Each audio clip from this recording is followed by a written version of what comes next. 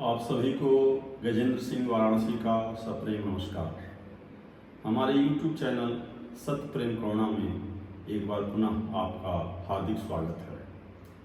आज की चर्चा शुरू करने से पहले सर्वप्रथम माँ सरस्वती को प्रणाम करना चाहता हूँ।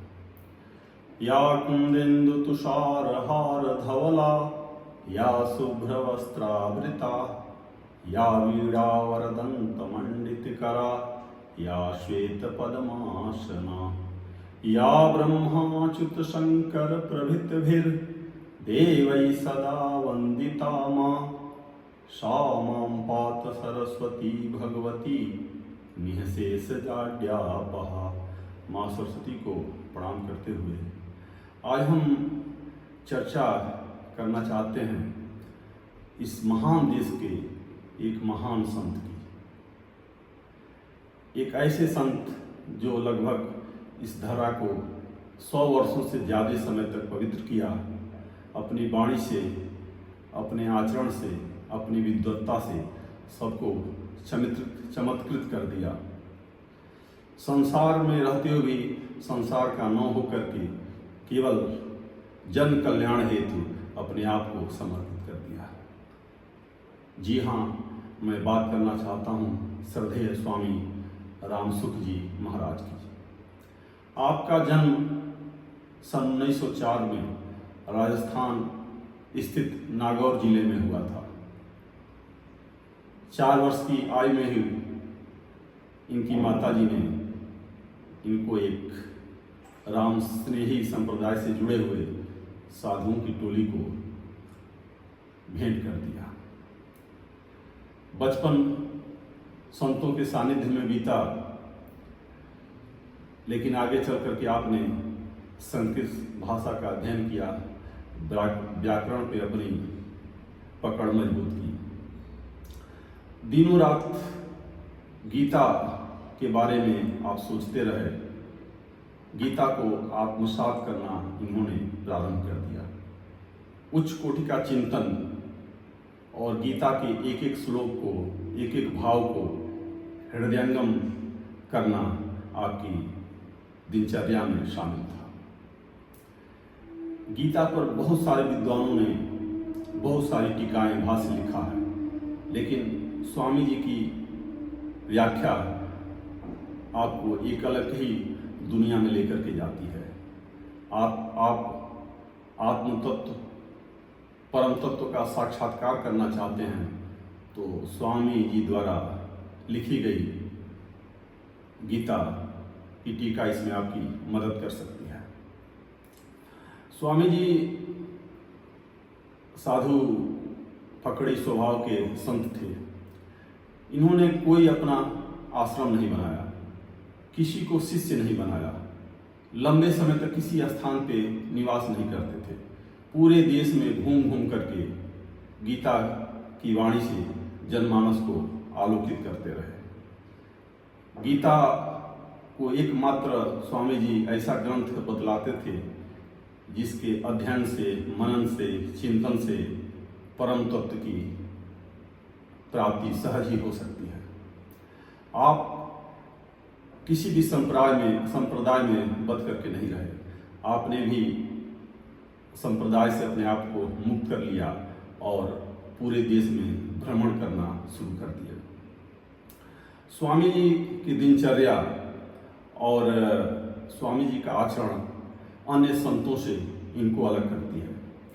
ये स्त्री और रुपये का स्पर्श तक नहीं करते थे। अगर प्रवचन में, किसी प्रवचन में, सत्संग में कोई स्त्री चरण स्पर्श कर लेती थी तो स्वामी जी उपवास रख करके इसका प्रायश्चित करते थे। रुपया इकट्ठा करने में या इनके नाम पे या सत्संग के बहाने कोई अगर पैसा इकट्ठा करता था तो स्वामी जी इसका कड़ा विरोध करते थे। लेकिन सत्संग की महिमा, सत्संग के महत्व को अपने हर प्रवचन में प्रकाश डालते थे। स्वामी जी बतलाते हैं कि वर्षों की एकांत साधना का जो फल मिलता है वह एक सत्संग में सहज ही प्राप्त हो जाता है। बिनु सत्संग विवेक न होई, प्रथम भगति संतन कर संगा, बिनु हरि कृपा मिलहि नहीं संता। तो स्वामी जी सत्संग की महिमा का बयान अपने हर सत्संग में करते थे। तात स्वर्ग अपवर्ग सुख धैर्य तुलाई का अंग, तूल ताहि शकल मिली जो सुख लव सत्संग। स्वामी जी किसी अपने व्यक्ति महिमा मंडन का हमेशा विरोध करते थे। स्वामी जी कहते हैं कि गुरु भी एक बंधन है।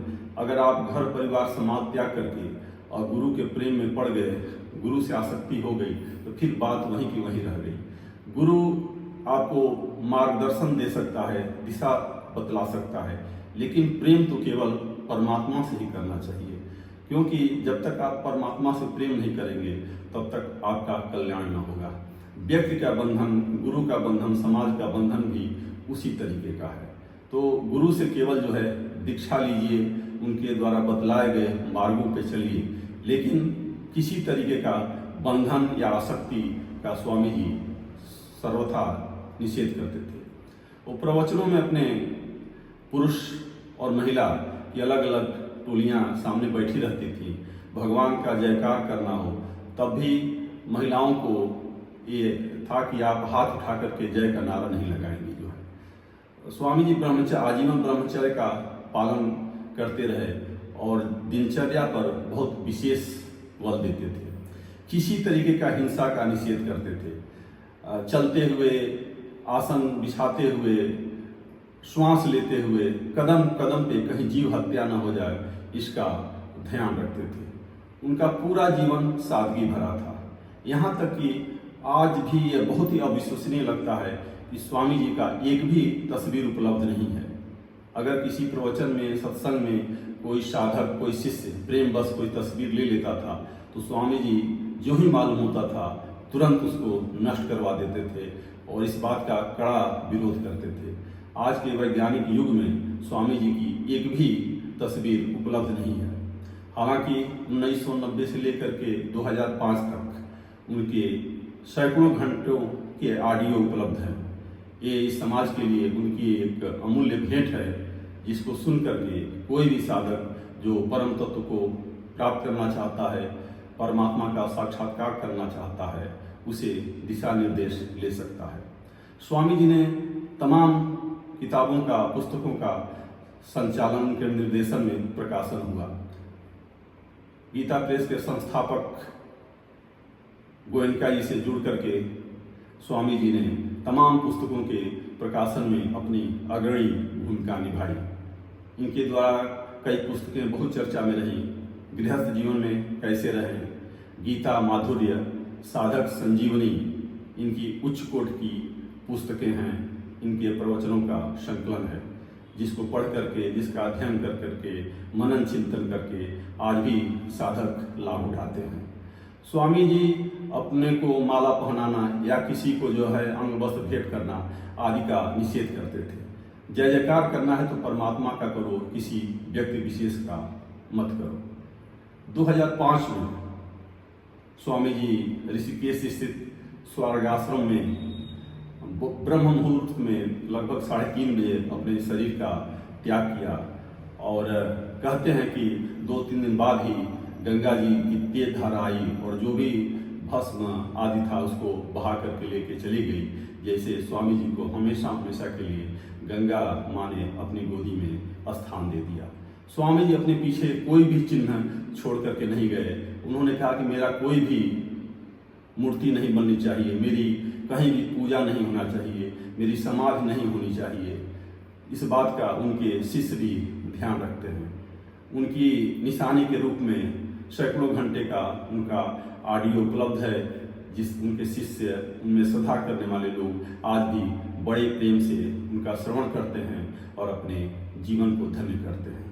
आज के युग में विश्वास नहीं होता कि एक ऐसा भी संत इस धरा पे अवतरित हुआ था जिसका जीवन, जिसने अपना पूरा जीवन इस तरीके से जिया, जिसकी एक भी तस्वीर नहीं है। यह अपने आप में सुन करके चमत्कृत कर देती है। ऐसे साधक, उच्च कोटि के साधक, ऐसे स्वामी जी, ऐसे संत शिरोमणि को मैं कोटि कोटि प्रणाम करता हूँ, उनके चरणों में वंदन करता हूँ। जय श्री कृष्ण। राधे राधे।